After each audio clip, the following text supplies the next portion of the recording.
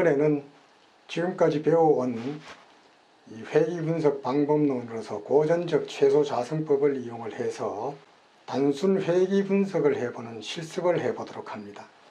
스테이터를 이용한 단순 회귀 분석 사례 4가지를 살펴보도록 합니다.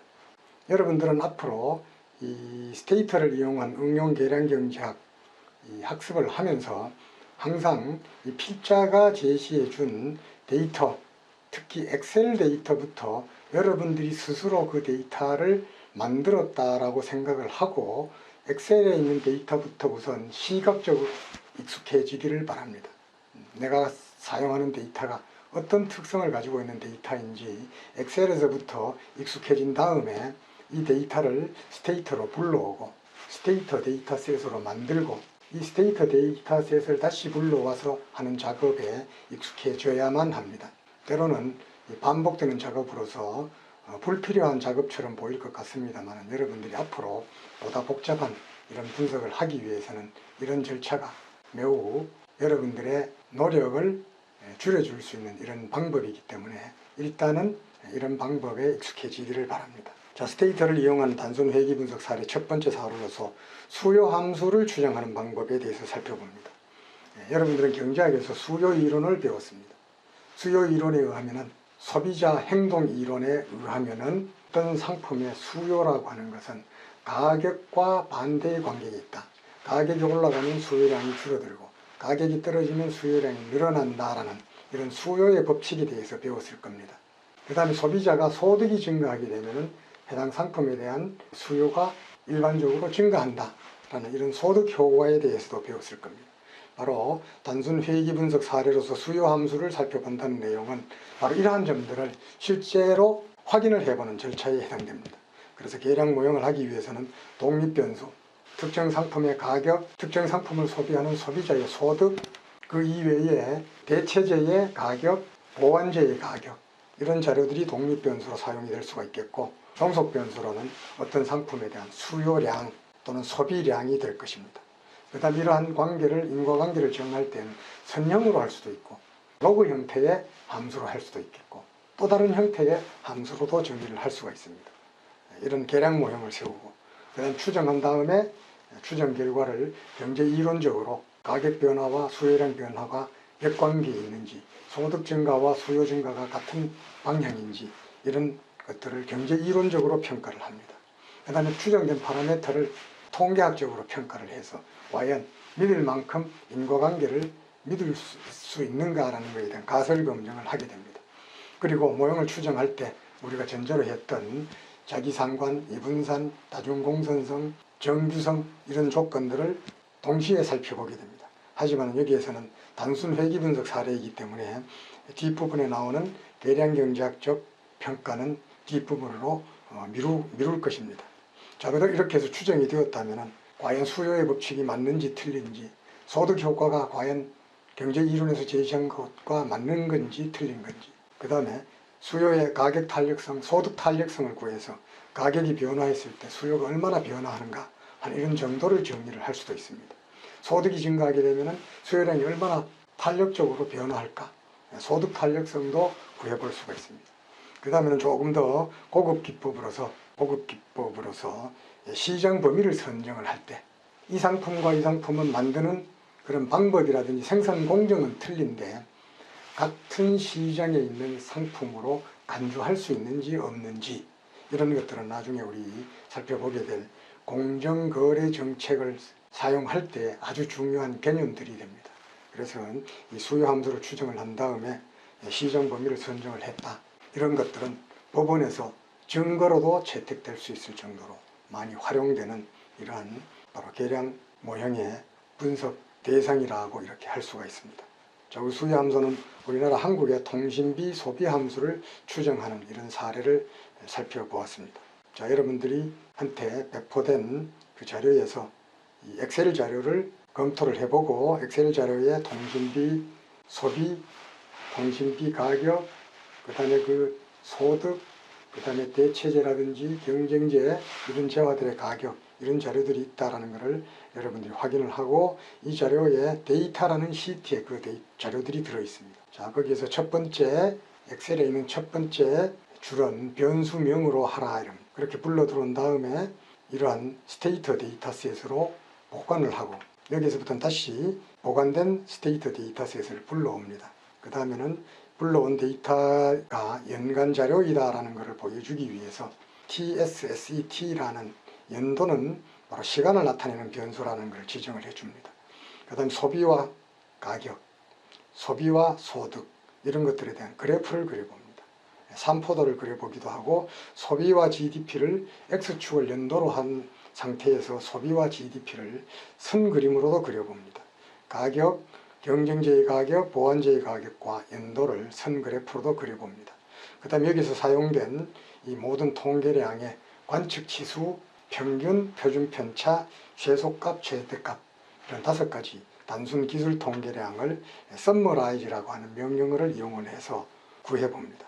그 다음에 통신비 지출과 통신비 가격을 하나의 단순한 회귀함수로 해서 추정을 해봅니다. 고전적인 최소자생법은 regress라는 명령어를 사용을 합니다. 앞부분 CON이 종속 변수이고 뒤에 나오는 것들이 독립 변수입니다. 자, 하나 더 추가해서 소득, 통신비 지출은 통신비 가격과 소득의 함수다. 이런 함수도 추정을 해봅니다. 그 다음에 옵션으로서 콤마 베타라는 이런 옵션을 부여함으로써 베타 코에피션트, 표준화된 파라미터를 추정을 해봅니다. 그 다음에는 통신비 지출, 통신비 가격, 보완제의 가격, 경쟁제의 가격, 소득 4개의 독립변수를 활용한 이러한 다중회귀 모형을 추정을 해보게 됩니다.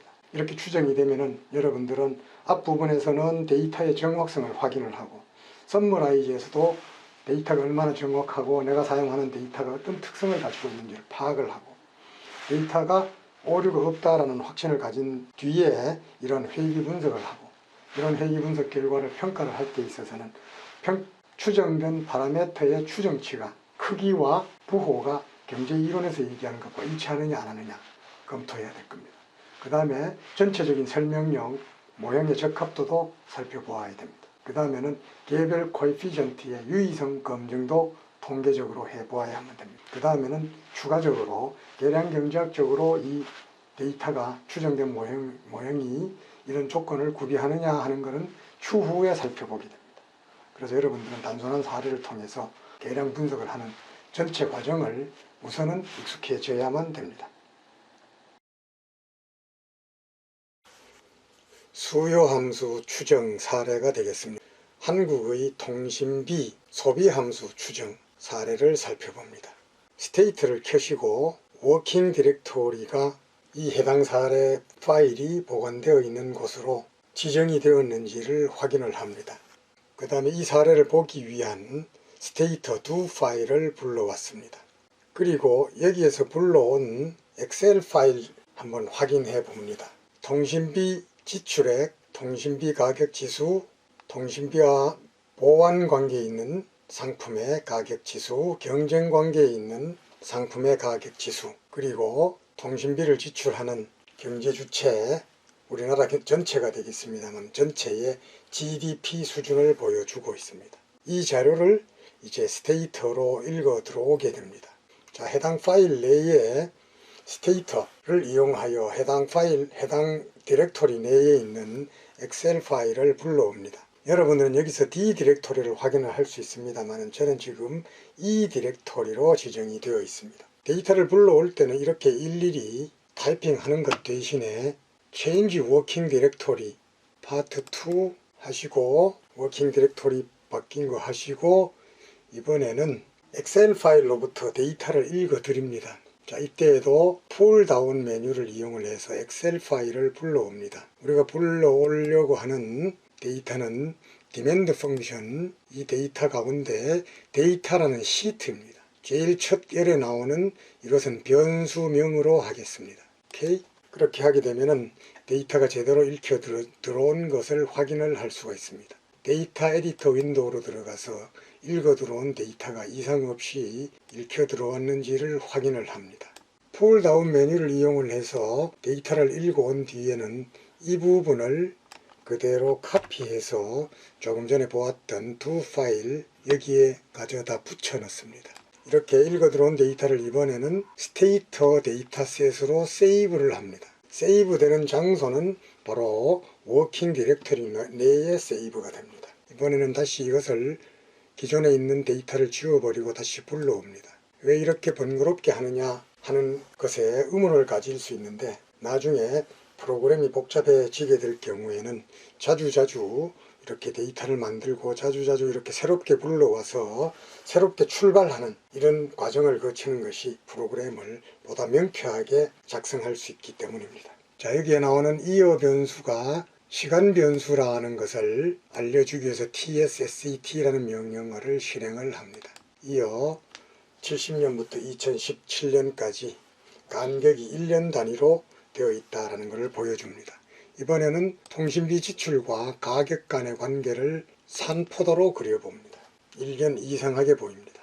이번에는 소비와 소득 수준의 관계를 살펴봅니다. 이번에는 X축은 연도, Y축은 통신비 지출과 GDP 수준을 선으로 그려봅니다. 자, 이번에는 통신비 가격, 보완제 가격, 경쟁제 가격을 Y축에, X축의 연도를 나타내는 선형 그래프를 그려봅니다. 자, 이번에는 우리가 사용하려고 하는 데이터의 단순 기술 통계량을 계산을 해봅니다. 이 변수들의 관측 치수, 평균, 표준 오차, 최소값, 최대값 확인할 수 있습니다. 자, 이번에는 단순 회기 모형으로서 통신비 지출과 통신비 가격의 관계를 회기 분석해 봅니다. 자, 회기 분석 결과 이러한 추정 결과가 구해졌습니다. 적합도 R 스퀘어는 0.0053이 나왔습니다. 총 변동분의 설명된 변동의 비중이 0.5%다 이 소리입니다. 이것은 총 변동, 설명된 변동, 오차에 의한 변동을 나타냅니다. 그리고 이렇게 구한 R 스퀘어의 F값은 0.24가 나왔습니다. 그거의 P-밸류는 0.62입니다. 설명력이 좋지 않습니다. 그 다음에 가격 변화와 통신비 지출 간의 관계를 보면은 코에피션트가 1753이 나왔습니다. 수요 이론에서 제시하는 부호가 마이너스가 되어야 된다는 것과 배치되는 이런 결과입니다. 이번에는 이 통신비 지출 함수에 소득 수준을 넣어봅니다. 자, 이제 드디어 P, 코에피션트 P에 대한 계수는 마이너스 값이 나왔습니다. 경제적 의미가 일치합니다. 소득이 높아질수록 통신비 지출이 늘어납니다. 역시 경제 이론과 일치합니다. 그 다음 설명력은 R스퀘어가 0.95로 급상승했습니다. 그리고 이 R스퀘어의 유의성 수준을 나타내는 F값은 450입니다. 이 F값의 유의 수준 P-밸류는 0%입니다. 그래서 이 모든 변수 P와 GDP가 동시에 통신비 지출에 영향을 미친다라고 하는 이러한 가설을 받아들일 수 있게 되었습니다. 자, 이처럼 설명력, 개별 계수의 유의성을 살펴보는 것을 통계적 검증이라고 하고, 이 부호와 크기의 타당성을 살펴보는 것을 경제 이론적 검증입니다. 이번에는 베타 코에피션트를 추정해 봅니다. 옵션으로 콤마 베타라는 이런 옵션을 부여를 하게 되면 베타 코에피션트가 구해졌습니다. 이번에는 통신비 수요 함수의 경쟁제와 보완제의 가격을 독립변수로 한 수요 함수를 추정해 봅니다. 보완제일 경우에는 자기 자신의 가격 지수와 같은 부호가 나와야 됩니다만 여기에서는 제대로 나오지 않고 있습니다. 경쟁제에 대해서는 부호가 제대로 나왔습니다. 소득 수준에 대해서도 제대로 나왔습니다. 개별 유의성 검증을 할 때 T-밸류이고 이러한 것들은 P-밸류입니다. 이렇게 했을 때 PC에 대한 계수와 GDP에 대한 P-밸류가 너무 커서 좋지 않은 이런 결과가 나왔습니다.